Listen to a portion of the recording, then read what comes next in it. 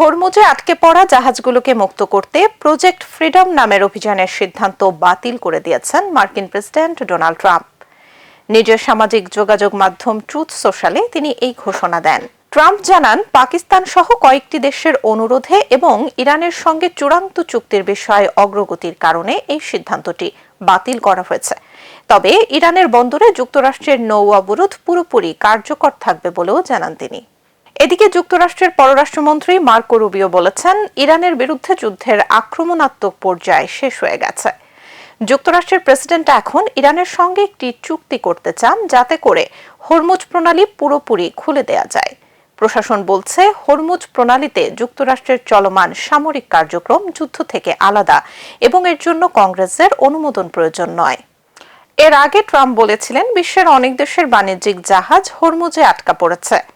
জাহাজগুলো যুক্তরাষ্ট্রের কাছে অনুরোধ জানিয়েছে মার্কিন নৌবাহিনী যেন আটকা পড়া জাহাজগুলোকে প্রণালী থেকে বের হতে সহযোগিতা করে। জাহাজগুলোর এই অনুরোধ রাখবে যুক্তরাষ্ট্র। তিনি বলেন, প্রজেক্ট ফ্রিডমের মূল উদ্দেশ্য হবে হরমুজ প্রণালী ও তার আশেপাশে আটকা পড়া বাণিজ্যিক জাহাজগুলোকে নিরাপদে প্রণালী পার করে দেয়া। তবে এখন এই সিদ্ধান্ত থেকে সরে এলেন তিনি।